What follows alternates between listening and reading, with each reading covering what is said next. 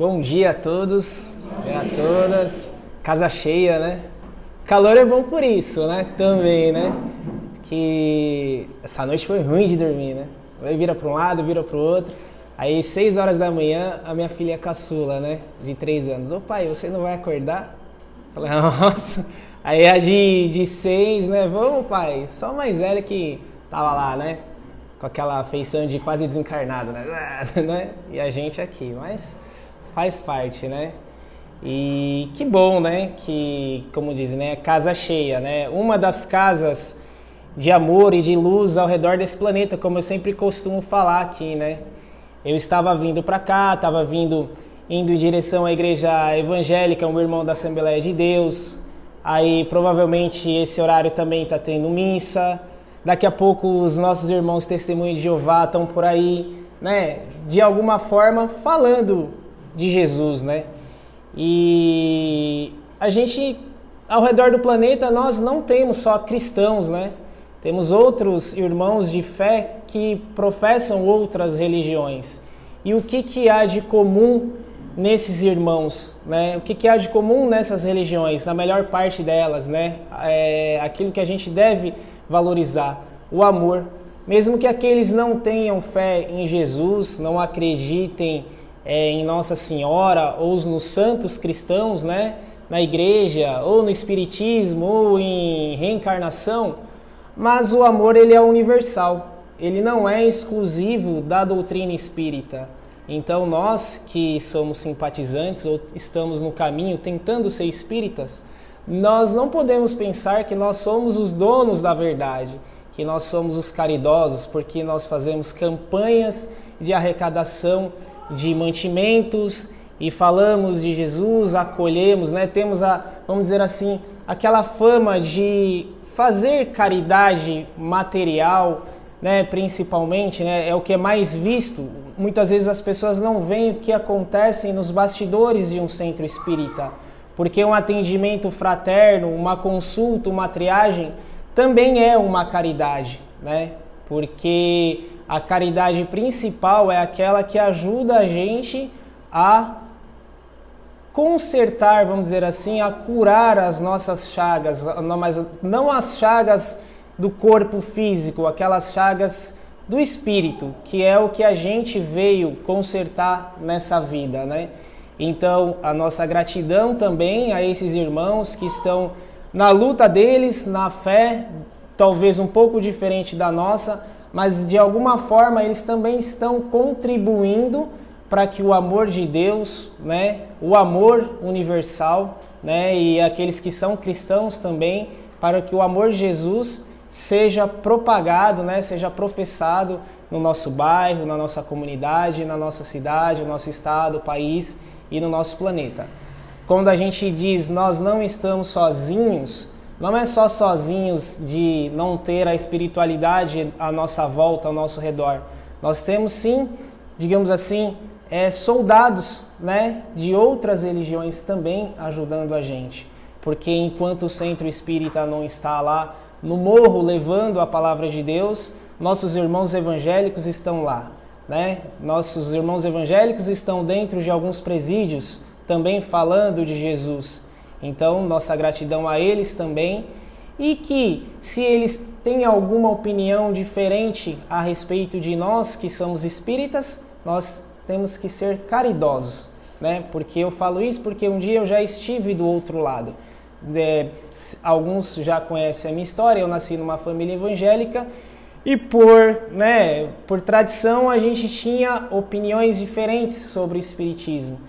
E aí a gente cai naquele versículo, né? E conhecereis a verdade vos libertará. Não que o espiritismo é a verdade, mas você sente necessidade de ter algo a mais, sente necessidade de aprender algo a mais. E o espiritismo me respondeu diversas questões. Mas quando eu era evangélico, agora não vale nada daquilo que eu aprendi? Não. Eu faço uma comparação. Quando nós somos bebês, crianças, o que nós precisamos? Do leite materno. Só que você vai crescendo, você vai desenvolvendo, aquele leite não é mais suficiente para a sua alimentação. E aconteceu comigo, como aconteceu com várias crianças, minhas filhas chegaram, com vários de nós que a gente precisa de algo a mais. E o que eu precisava era de respostas. E foi isso que o Espiritismo fez comigo. Me respondeu várias questões, né? Então, passando essa pequena introdução, vamos ao tema de hoje, né? Que, como a Jo disse, atire a primeira pedra. Para quem não conhece, eu acho que essa é uma passagem muito famosa na Bíblia, está em João, no Evangelho de São João, capítulo 8, onde uma mulher estava sendo preparada para ser apedrejada, né? Aí ela estava lá, o pessoal, normalmente os fariseus, aquelas pessoas que eram ali contra os ensinamentos de Jesus, estavam sempre querendo testar a sabedoria de Jesus, porque Jesus, sendo um judeu, estava transgredindo as regras judaicas, né? Então é como se tivesse alguém ali, eu vou pegar ele no erro. Não é? Hoje em dia a gente não, né? Assim, vou pegar ele no pulo. Quando ele pisar fora da faixa, eu pego ele. É como um investigador de polícia faz, né? Quando essa pessoa que está sendo investigada der um passo em falso, eu vou lá e prendo ele. E a mesma coisa estava acontecendo na época de Jesus, né? Ele estava pregando na região lá da Galileia, né? Ali hoje onde é Israel, aquela região. E num determinado momento, ele se deparou com um cerco de pessoas, né, que estavam prestes a apedrejar uma mulher. Por quê? Porque ela tinha cometido o adultério, né, o pecado do adultério, o erro do adultério, né? E questionaram Jesus, né? Porque o que nós devemos fazer? A lei de Moisés manda-nos apedrejá-la. E Jesus, com a sabedoria, né, por ser Jesus, com a paciência que ele tinha, né, diz, né, algumas passagens, alguns historiadores, e a gente já viu isso em filme, que ele abaixado disse: quem não tem pecado, que atire a primeira pedra. E essa frase silenciou todos que estavam à volta, né? Quem não tem pecado, que atire a primeira pedra. E aí diz as escrituras que foram se afastando um por um por daqui. Aí imagina, né, se a gente criasse a cena mentalmente, né, aquele burburinho aqui, né, imagina, vamos embora, lascou, não, e agora, não, é melhor ir, você lembra disso e tal. E diz que só sobrou a mulher e Jesus, né, naquela situação. E aí Jesus pergunta, né, mulher, não te apedrejaram? Não, foram embora. Aí o que ele fez? O que Jesus fez, né, naquele momento? Ele falou: vá e não peques mais, né? Então a gente pode se concentrar em duas partes. Jesus, ele quis dizer para nós, e isso é importante para nós até nos dias de hoje, que nós ainda cometemos esse erro do julgamento. A gente está sempre pronto a apontar o dedo para o próximo, para o nosso próximo. Dentro de casa, fora de casa, no serviço, assistindo a programas jornalísticos na televisão. No nosso dia a dia, nós somos juízes, não é mesmo? A gente costuma criticar as pessoas, nossos amigos. Quando alguém comete um erro, então, nós somos os primeiros, os guardiões da justiça, né? O STF da moralidade, sem fazer analogia com o nosso STF, mas estou falando assim que a gente gosta, se sente bem em estar numa posição que naquele momento a gente está correto e o outro não está. Então a gente começa a apontar os dedos. Você viu o que ele fez? Você viu o que ela fez? E a gente? Será que nós estamos aqui no planeta de provas e expiações como anjos? Será que nós não temos nenhum pecado? Ah, mas eu nunca matei ninguém. Ah, mas eu nunca traí minha esposa, eu nunca roubei, eu nunca isso, eu nunca aquilo. Alguma coisa você tem dentro de você, eu tenho dentro de mim, nós temos dentro de nós carregamos dentro de nós, que se talvez fôssemos expor isso, seríamos julgados da mesma forma. Então nós temos que prestar atenção nessa atitude nossa do dia a dia. No Evangelho também de Jesus, no Novo Testamento, há uma passagem que diz que a gente se incomoda com o cisco do olho dos outros, mas tem uma trave na nossa frente. A gente superestima o defeito, entre aspas, do próximo e o nosso. Ah, mas Petuel, então a gente tem que passar a mão na cabeça do erro dos outros, do, entre aspas, do pecado do outro? Não é isso. Em nenhum lugar está dizendo que a gente tem que ser conivente com o erro dos outros. Que a gente tem que ser parceiro do erro dos outros.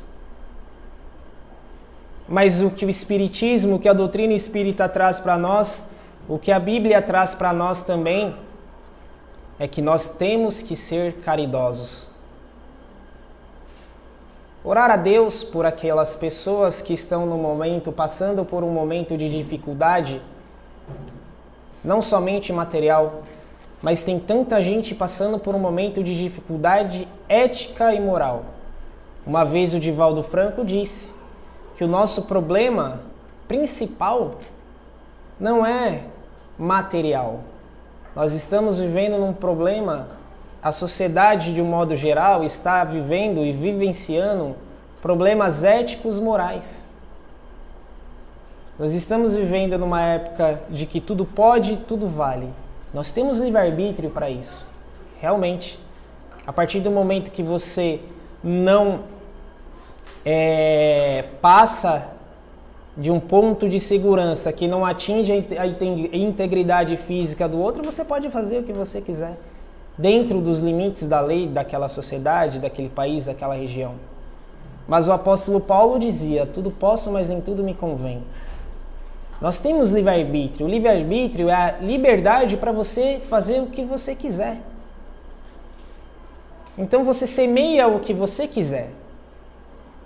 O que você quiser, o que eu quiser, eu vou semear na minha vida. Mas se eu semeio mostarda, eu vou colher pimentão? Não. Então a semeadura, ela é livre, a colheita, ela é obrigatória. Então se a gente semeia amor, se a gente semeia harmonia, se a gente semeia paz, é certo que a gente vai colher isso na nossa vida também, no nosso dia a dia.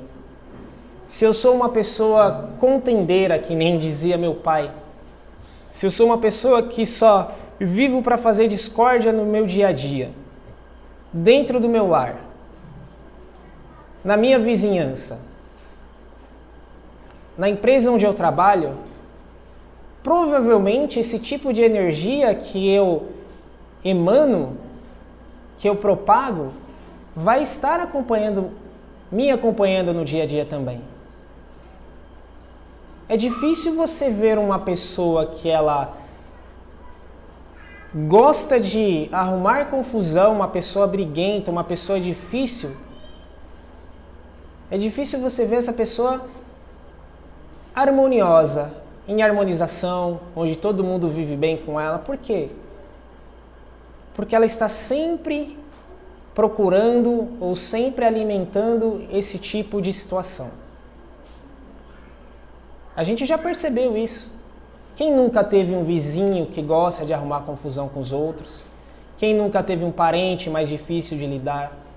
Mas a gente vai condenar essas pessoas porque a gente supostamente está numa situação melhor. Eu consigo viver melhor dentro da minha casa, eu sou uma pessoa bacana, eu consigo viver bem em sociedade. Aquela pessoa não consegue, eu vou ficar criticando? Alguma coisa eu tenho. Posso ter algo que não incomode muito as pessoas, mas alguma coisa eu tenho dentro de mim que me incomoda e que não me dá o direito de julgar as outras pessoas, da forma com que a gente tem feito nos dias de hoje.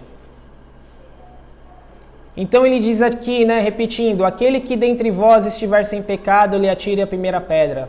Assim enunciou Jesus Cristo diante da mulher surpreendida em adultério. E como que aqueles sábios que questionavam Jesus se afastaram um por um? Por que não sobrou um que levantou a mão? Eu sou santo. Quem é você para me desafiar? Quem é você para falar que eu tenho pecado? Mas não sobrou um. E nos dias de hoje é diferente? Nós ainda não podemos ser categorizados como santos. Ninguém. Por quê? Porque nós estamos num planeta de provas e expiações. Um planeta que ainda o mal faz muito barulho. O bem também, só que o bem é tímido. Mas o mal ainda, digamos assim, está numa fase predominante.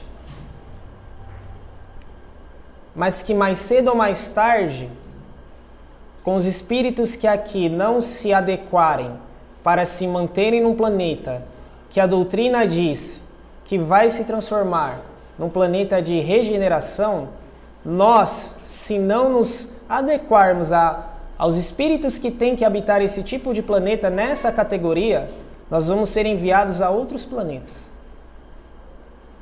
Não é um mundo que vai acabar da forma com que falam, vamos ser destruídos. Não é isso. O mundo vai acabar da forma com que é hoje. Esse excesso de violência que a gente está vendo, guerras. A gente pensou, muitas vezes falaram, na época da pandemia, que já se vão 3 anos, passou rápido, mas muito sofrimento, um rastro de sofrimento que essa pandemia deixou entre nós. E a gente via vídeos, recebia vídeos emocionantes que faziam a gente lacrimejar os olhos, onde diziam, até que enfim que a humanidade acordou, que nós não somos nada. Com toda a tecnologia que a gente tem, com todos os medicamentos, os cientistas em cima, uma pandemia veio e dizimou. Que não seja todas as pessoas que falaram, uns falam que não, outros falam que sim, mas a pandemia matou muita gente. Quem não acredita que ela não matou tem que começar a rever os conceitos. Pode ser que não tenha sido esse número que falam, não sei. Não é mérito agora entrar nesse tipo de questionamento.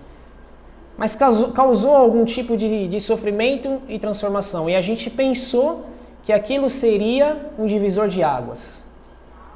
Que os governos mundiais, de alguma forma, começariam a agir de outra forma, pararia essa questão de guerras, de disputas econômicas acirradas, investimentos em equipamentos militares. Mal terminou a pandemia, a gente já iniciou uma outra guerra. Inacreditável. E olha que a gente está longe do que está acontecendo, mas tem pessoas morrendo. Antes da pandemia era os atentados terroristas. Veio a pandemia, agora a gente tem uma guerra. Quase que lá no coração da Europa. No continente, no velho continente. Pessoas detentoras vamos dizer assim, de conhecimento da tecnologia. Por quê? É a ganância do ser humano. É ainda o mal tentando se sobressair.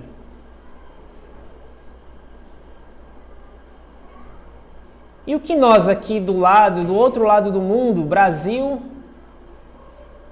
a pátria do Evangelho, segundo o livro de Chico Xavier, Coração do Mundo, a pátria do Evangelho, podemos colaborar com isso, vibrando amor, orando por eles. É o que nossa casa faz todos os dias, de segunda, terça às 15 horas, segunda às 8 horas no dia do estudo, quarta e quinta às 8, nos domingos às 10, a oração pela paz mundial. Que talvez para alguns, nós fazermos isso já há algum tempo, já entra numa rotina. Às vezes a gente, em algum momento, lê a oração da boca para fora, mas quando a gente faz aquilo com todo o nosso coração, a gente vibra amor. E a gente está plantando uma semente. E nós devemos julgar essas pessoas que estão envolvidas nessa situação de guerra, que estão com, digamos assim, com o poder na mão de decidir o momento de enviar um batalhão, de enviar cavalarias, caças. E se nós estivéssemos no lugar deles? Mais uma questão de julgamento. Então, voltando para uma visão mais próxima de nós sempre estamos apontando o dedo para o erro do outro. E é uma das coisas que o Espiritismo pede para nós. Não é só orarmos, ler toda a codificação espírita, decorar as 1000 e tantas questões do Livro dos Espíritos, ler a Bíblia de Gênesis e Apocalipse, ler toda a coleção de Joana de Ângeles, todos os mais de 300 livros de Chico Xavier, ser o suprassumo do Espiritismo. Se a gente não praticar o básico, é amar ao próximo, é ter paciência, é lutar contra os nossos demônios, é uma palavra forte, que são aquelas, vamos dizer assim, aquelas qualidades, entre aspas, que a gente tem, que é a inveja, que é a preguiça, que é a cobiça, que é desejar algo ou alguma coisa que não podemos ter, que é do próximo, que é invejar o sucesso do amigo, que é colocar defeito no que os outros fazem, no que o amigo faz. O que o outro faz está sempre ruim, errado. A roupa que o outro veste, que a outra veste, está sempre em desacordo. Para que nós temos que ser assim? Por quê? Nós temos que parar de ter esse comportamento de julgamento, de achar que nossa religião é a correta, que a nossa forma de agir, de nos vestir é a correta.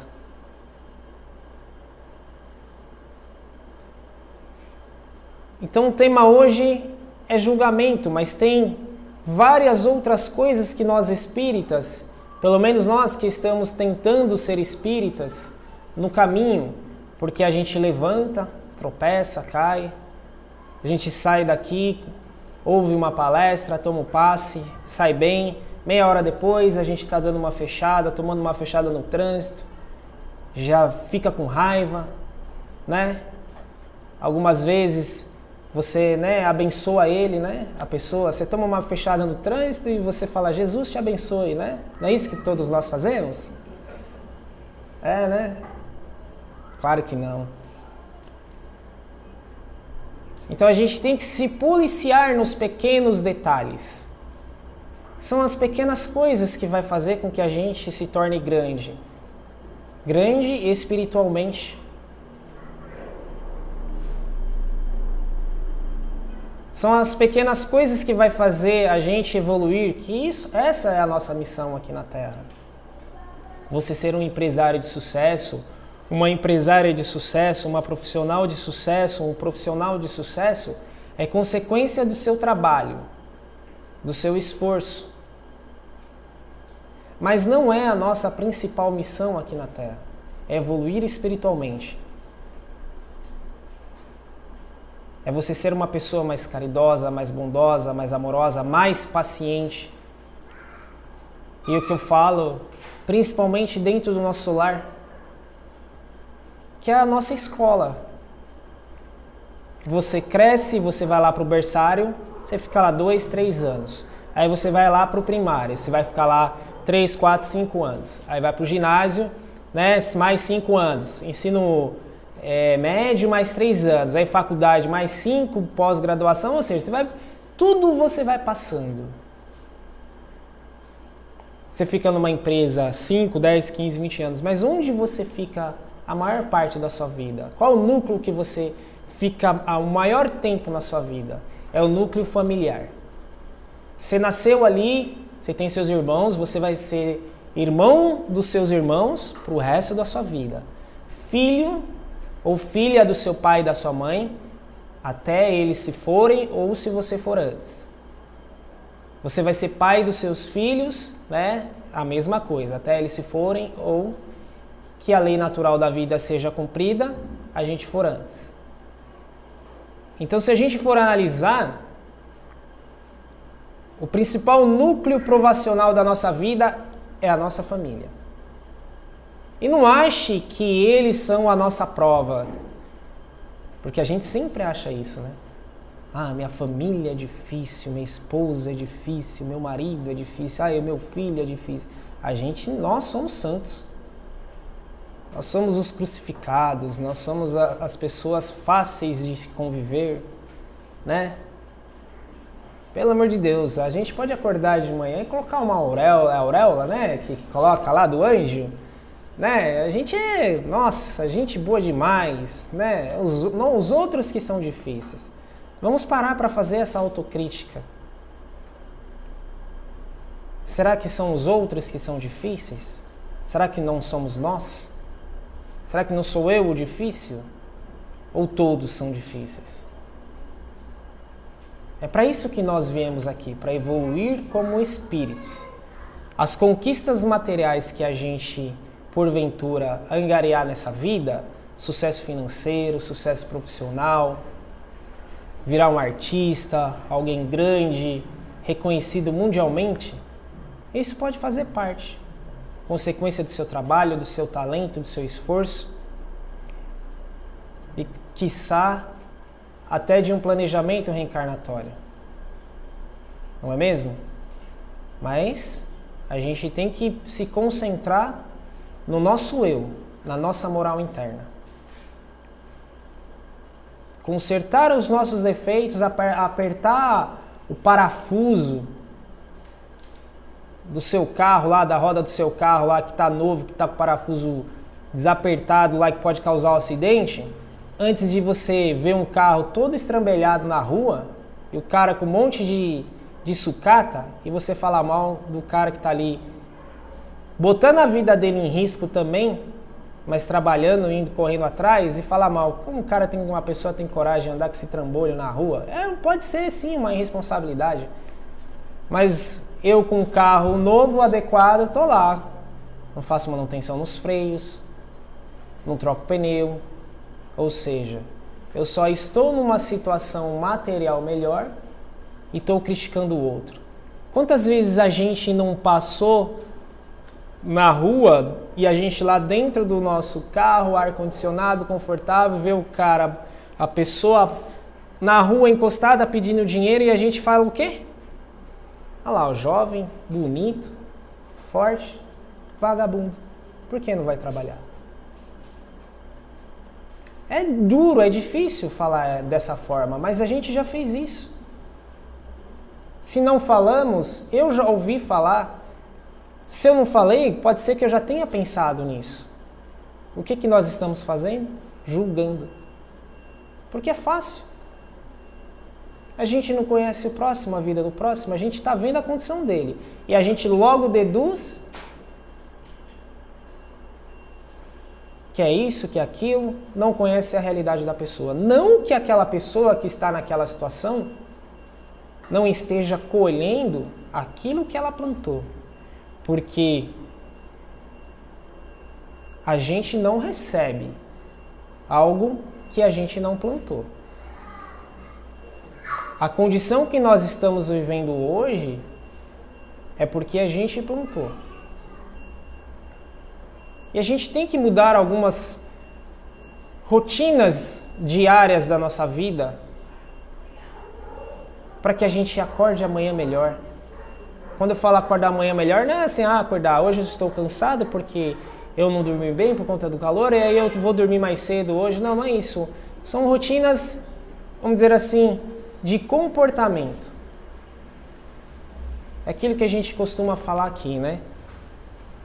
A gente vem no centro espírita, vai na igreja, vai na missa, ouve, ou que nem diz a minha patroa, escuta, mas não ouve, uma coisa assim, né? Entra por um ouvido, sai pelo outro. A gente tem que deixar de ser o gente boa, o risonho, aquela pessoa agradável, dentro do nosso ambiente que talvez é muito fácil de fazer, de ser assim. Eu venho para o centro espírita, então eu tenho que ser simpático, eu tenho que receber as pessoas lá fora bem. Né? Poxa, é o mínimo que eu tenho que fazer. Ser uma pessoa agradável, dar um abraço no meu amigo Portuga. Mas e lá fora? E no dia a dia? Eu entro no elevador, eu não cumprimento meu vizinho, eu não dou um bom dia pro porteiro que está ali todo dia olhando a câmera, o faxineiro lá que ele sai de casa 4 horas da manhã para chegar às 6 horas da manhã no serviço lá para recolher os lixos, né, que todo mundo produz, que deixa lá o prédio limpinho, que limpa tudo bonitinho. Aí eu entro no ônibus, eu não dou bom dia pro cobrador, pro motorista. São esses detalhes que são importantes na nossa vida. Não adianta eu só vir no centro espírita. Não adianta eu só ir na igreja evangélica fazer uma campanha da prosperidade, uma campanha da cura divina, uma novena, ir na missa todos os dias, né? São as nossas atitudes diárias. A gente colaborar dentro de casa. É isso que faz a gente melhorar. É o respeito, é a paciência. É a caridade. Aqui no Evangelho segundo o Espiritismo, caridade para os criminosos. A verdadeira caridade é um dos mais sublimes ensinamentos que Deus deu ao mundo por Jesus. E deve existir entre os autênticos discípulos da sua doutrina uma completa fraternidade. Olha só. Deveis amar os infelizes e os criminosos como criaturas de Deus, aos quais o perdão e a misericórdia serão dados desde que se arrependam, como também a vós mesmos pelas faltas que cometeis contra a sua lei. Então aqui ele pede para a gente ter misericórdia, perdão aos criminosos. É difícil, né?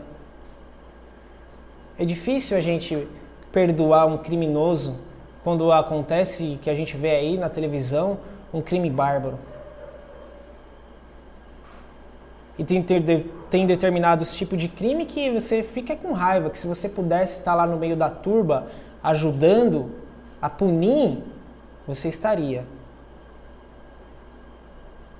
Isso é difícil. E por que aquele amigo, ou aquele parente, ou aquele filho, ou aquela, né, pessoas mais próximas da gente, a gente cultiva um rancor, uma animosidade? Amai o próximo como a ti mesmo. Qual é o próximo mais próximo da gente? Primeiro é a gente. Depois é aquelas pessoas que estão dentro do nosso lar. A família é a base de tudo. Porque se tem amor, se tem união, harmonia, se todas as famílias tivessem isso, a sociedade seria diferente.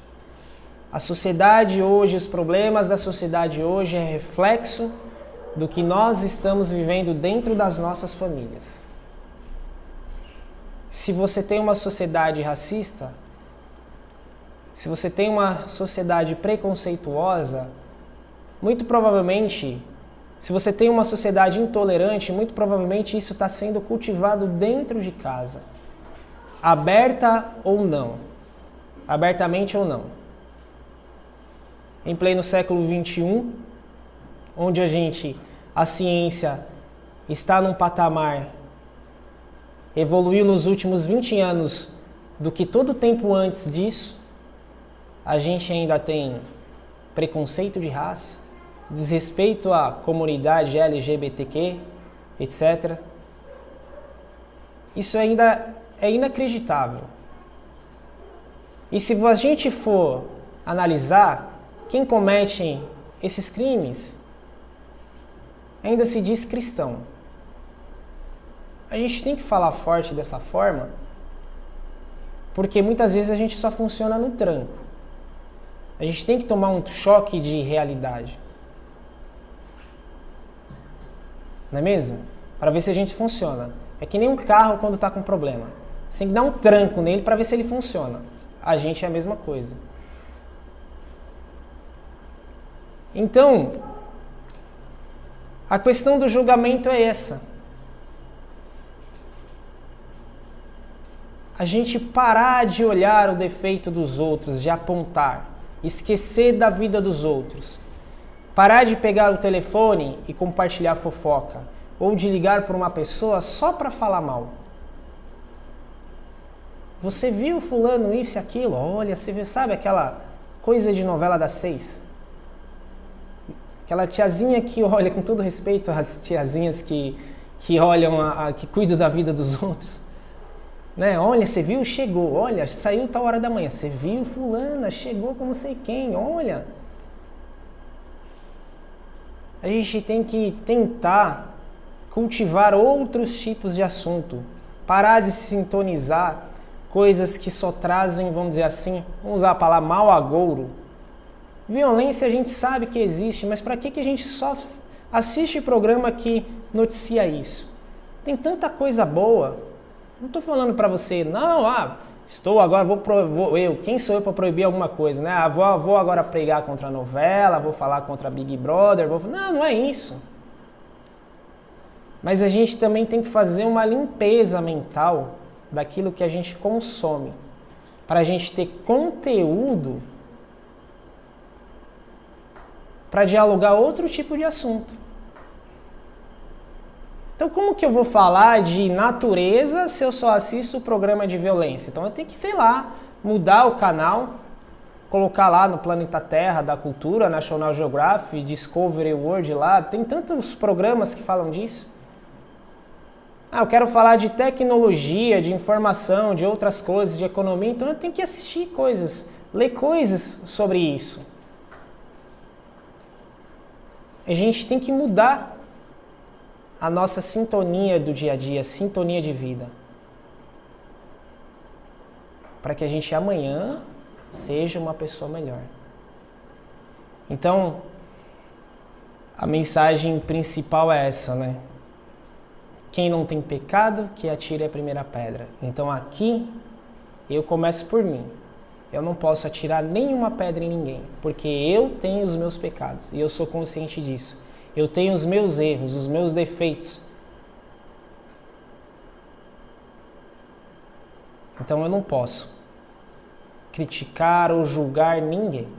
Eu tenho que lutar contra os meus defeitos.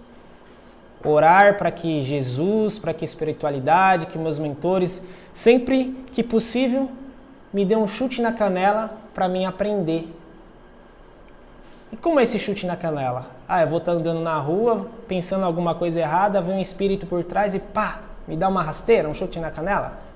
Aí eu falo, poxa vida, não precisa me provar que existe, né? O seu espírito também não precisa me, né? Chute na canela são as vicissitudes que acontecem na nossa vida. São aqueles momentos de dificuldade, de angústia, de medo, de dores físicas ou espirituais que nos acometem e que muitas vezes a gente acha que por que está acontecendo isso comigo? Quando acontecem esse tipo de coisa na nossa vida, a gente tem que se questionar. O que eu tenho que aprender? Por que eu estou passando por isso? E o que eu tenho que fazer para mudar isso? E muitas vezes sozinho a gente não consegue. Aí a gente procura ajuda, o que é válido. Temos sim que procurar ajuda. Ajuda espiritual, ajuda na medicina. Na medicina. É muito válido. Quando você chegar no centro espírita, nunca você vai ser orientado a parar com a sua medicação.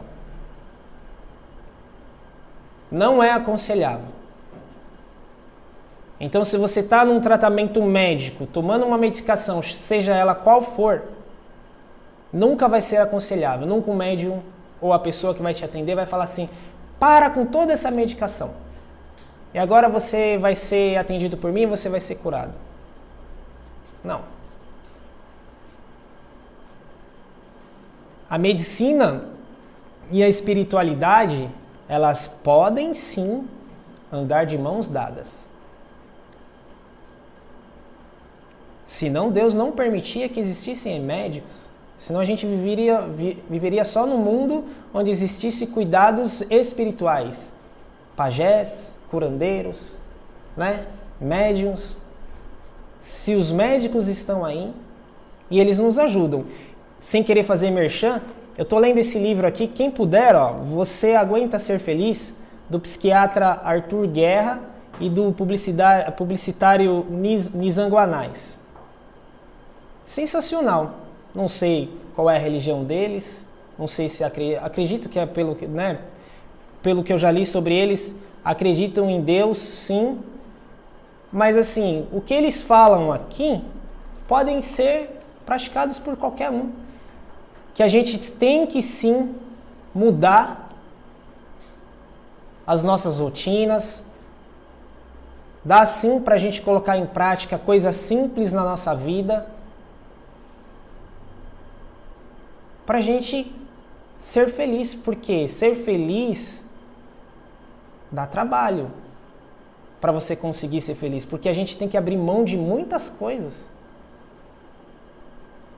Então ele tem uma frase que ele diz aqui, né? Ó, estabelecer uma rotina ajuda muito a incorporar hábitos no dia a dia. Definir e seguir horários regulares para as atividades é uma forma de nos educarmos. Aí ele prossegue.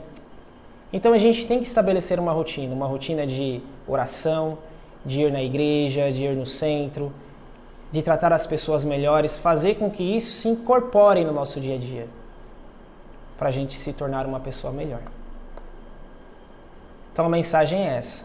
Então nós vamos para casa com isso na nossa cabeça, parar de julgar o outro, de olhar o outro de uma forma condenatória e olhar para nós mesmos. Fazer uma autocrítica, uma autoanálise. E aí a gente começa, é passo a passo. Não é vindo aqui hoje que amanhã a gente já vai se tornar pessoas sensacionais. É plantando, é semeando. Então isso vale para mim, que sou a primeira pessoa que estou ouvindo isso, depois para vocês e para nós. E que Jesus, que a espiritualidade continue nos apoiando, nos intuindo para que nós possamos colocar isso em prática de verdade no nosso dia, na nossa vida. Tá bom, pessoal? Obrigado pela caridade de me ouvir, que eu falo demais, né? Mas eu espero que uma sementinha tenha se plantado no meu coração, no nosso coração, para que a gente comece uma nova etapa. Que Jesus nos abençoe. Jesus, que cada pessoa que aqui se adentrou a esse espaço físico, seja ela encarnada ou desencarnada, que ela possa sair daqui leve, com bênçãos de paz, harmonia, que ela saia daqui com o coração transbordando de alegria e que ela leve esse amor, essa felicidade para dentro do seu lar, que ela leve esse amor, essa felicidade em pensamento para aquela pessoa que está com algum problema e que é o motivo dela estar aqui. Senhor, abençoa os nossos irmãos evangélicos, budistas, judeus, muçulmanos e até aqueles irmãos que por algum motivo não professam fé nenhuma, mas que têm a semente do amor plantada dentro do seu coração. Senhor, que nós possamos parar de julgar o nosso próximo, porque nós temos muitos defeitos e muitos deles encobertos, mas o Senhor sabe e vê todas as coisas. Pai querido, Pai amado, que cada uma dessas pessoas que estão aqui dentro desse salão possam receber um abraço da espiritualidade e saiam daqui reconfortados. Que assim seja, graças Senhor Jesus.